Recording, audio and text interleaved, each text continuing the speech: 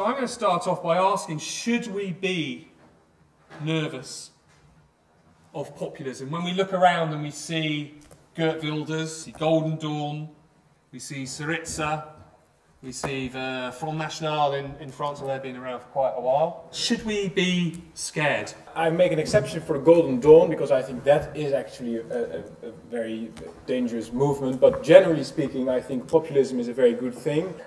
Populism is, in my view, the counterweight to these completely estranged policies that are being written in Brussels, and hopefully a wake-up call. I am not afraid of populism. I think the Green movement was a populistic movement from the start. It has established itself and is now an important political force, will be it so in the future. Occupy and the protest movements in Southern Europe, they may have a future, but they may need a new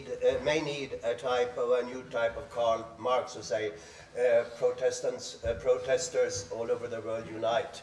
Well, the EU is a regional arm of globalisation in Europe. And what it's about is structural adjustment, what went on in Africa in the 1970s. And they need an empire to do it. All empires are undemocratic by their very nature. And all the national political elites in most of the country have joined in that project, including from the traditional left. And that's why you get populist parties like the pirate parties and whatever, trying to fill that vacuum. Well, at least in Germany, the Pirate Party. I would say it's an absolutely anti-populist party. They are all about preventing rational process of individual opinion building. So they're not into actually dragging people into politics. The most predominant metaphor that we encounter in populist rhetoric is spring and rebirth. So it reflects a yearning for a new way of conducting politics. First of all, I think it's a huge mistake if we put in the same sentence Syriza and Golden Dawn, or Golden Dawn with any party, because you might make irresponsible promises, as Syriza might is doing, but they're not burning houses or stabbing people. Anyway, it's a very positive thing that Syriza came close to power, and it was a huge surprise. But the problem was, they should have prepared the Greek people that you'll probably have to make a huge voluntaristic leap forward. You're going to have to face a war-like mobilization if they throw us out of the euro, and you have to be ready for all this. You may have to be ready for short-term shortages in oil and all these things. Syriza didn't do this, and Syriza said to people, probably we're going to be okay. We have to see look at the background why we have all these movements now. Some of them are very attractive, I would say, and even sympathetic to me. The problem is that with the fall of the Iron Curtain and the communist empire, ideologies more or less died. But ideology hasn't disappeared. We have the most ideological government for decades in Britain at the moment.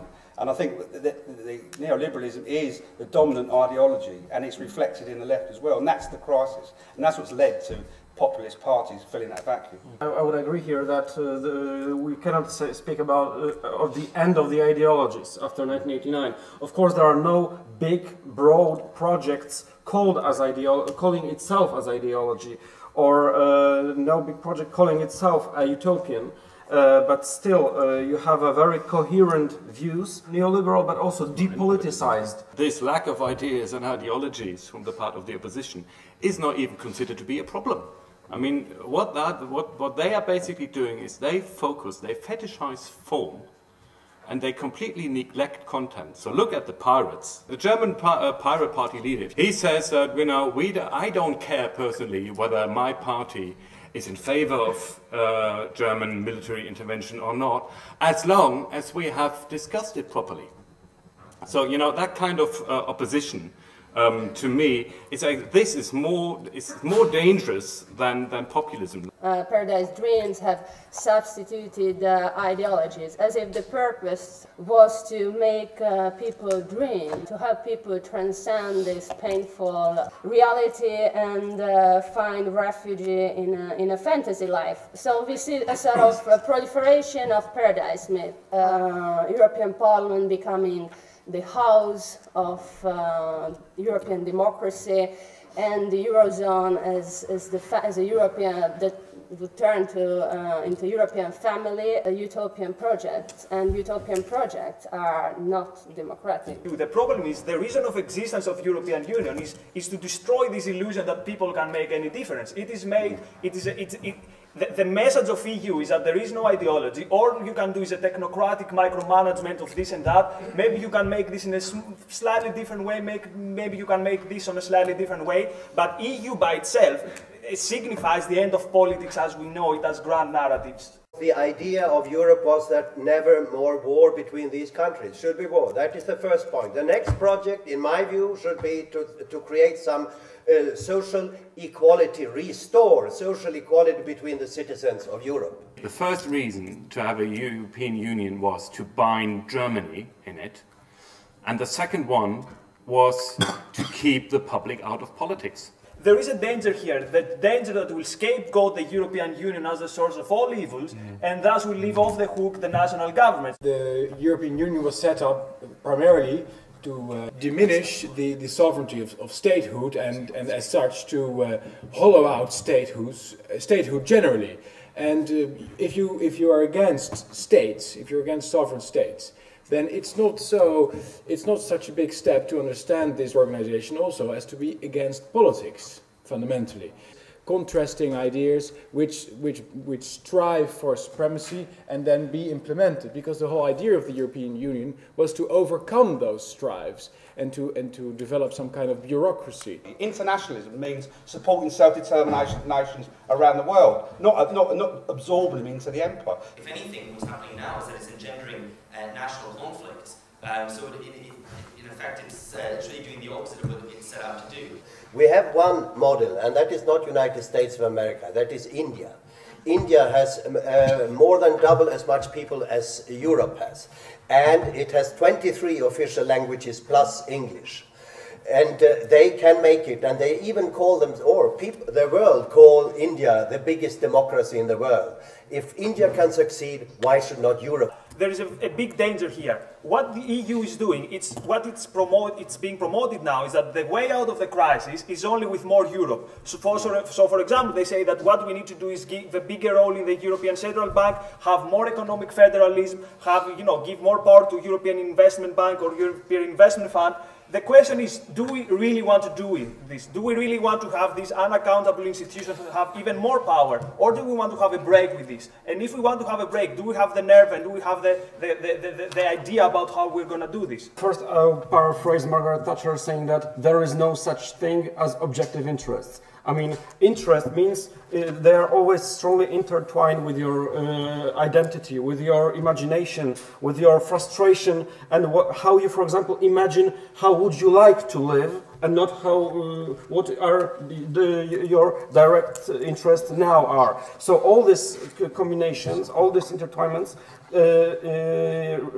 they need a kind of a broader system of ideas, and this is why the question about the ideology, about the ideals, it's so crucial. So this is not only the question of procedures and interests, this is the question of relatively coherent alternative ways of imagining how the society could look like. And that the peoples of Europe have never consented to be governed from one place. So when Karl says, oh well, look at India, I mean, that's one country and that's far bigger than Europe.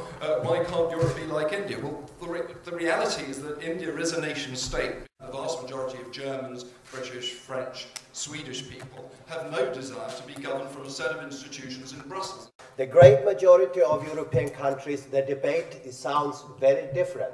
The visions are others, and I agree, the visions are sometimes too capitalistic and too little direction equality. But the European vision is there. Of course not in the United Kingdom. I come from Greece, and Greece, we usually refer to it as the cradle of democracy. So let's go back to how democracy was born. In Greece, we used to have, in the ancient years, the city-states. We transformed to a single state. Let's have this in mind when we are talking about Europe. The real question is that, do we have common European values or not? I think that a European demos is actually being formed. The Spanish Union leadership at the moment is even beginning to discuss the idea of a Southern Europe-wide general strike. There is a European demos that is being thrown up, but from the bottom this time. If we want to have European values, we should discuss that, but we shouldn't hope for the EU to put that into practice. You know, it's a bit like if you want to have a pet that is able to fly, you don't buy a dog. think the European values have been established 200 years ago. Liberté, égalité, fraternité, plus rule of law. The rest of the project is up to the European Union to solve. The lack of the political classes actually respecting and allowing the population that they are supposed to represent to help in the formulation of policies. It's almost as if we're treated like children who aren't capable of understanding. National parliaments and mainstream parties within those have effectively completely sold popular electorates down the river, have completely betrayed and with those electorates and withdrawn from any engagement with them. Because it seems to me it's easy to kind of say, well, the EU, or the bureaucracy, but there is a much more subtle and rather hall of mirrors form to the way in which national political elites and parliaments have estranged themselves on purpose and sided with the EU. The EU is an amalgam of national elites, that's what it really is. It's a coming together of all the former empires. When we talk about European values, just remember we're the home of empires. It was all built within Europe, slavery, imperialism, the East India Company, which is the best model to understand the European Union today, is the East India Company. Had its own army, had its own coinage, and it was a nasty, brutal thing, and it had to be nationalised in 1858. But the point is exactly that, is that our national elites are merged with the EU elites. So the EU isn't a foreign plot, it's a part of part of our problem. And there is no European demos just because a lot of Spanish trade unions go on strike in Spain and in Italy on the same day. That does not make a demos. However, if you want to have spring, you obviously have to get rid of winter, which is the EU in my way. So, and if you want to do that, you've got 3 points to make. Attack the anti-human and anti-environmentalist rhetoric against growth. B, popularize the notion that economic growth can produce revenues to pay debts. And C, attack the anti-democratic fear from popular engagement in real politics. And this would mean get out of the EU, really. Concerning the possibility of the emergence of European demos, well, I think that these social movements very much have a state-centric approach, that they do focus on national issues, and there is, because of a lack of shared ideas, it is unlikely that they will come together and contribute to the emergence of demos. Well, if we would have a vote now on where we would go on holiday together, that would, and we would decide something, we go to the mountains, then that would be institutionally speaking democratic, but it wouldn't be experienced as such, because we didn't want to go on holiday together in the first place. Now, at least speaking for myself. This is fundamentally the problem of the European Union. At the moment you have politics, that means you have disagreement. You have several factions which shape several things, have disagreeing views on things. And then ultimately you have to make a decision and choose for one out of several policies.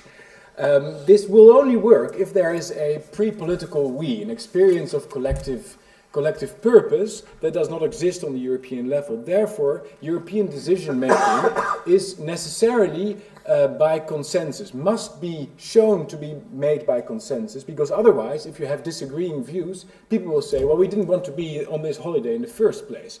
On the conspiracy theory that the EU wishes to keep people out of politics, Winston Churchill, I think, said once that parliamentarian democracy is a very bad system, but all other alternatives are much worse. This goes for the nation state, and this of course also goes for the European Union, where we all are trying somehow to improve things. I think very much with the help of the new movements like Ideologies and so on. We should encourage them, they should be channeled through good political action in Europe.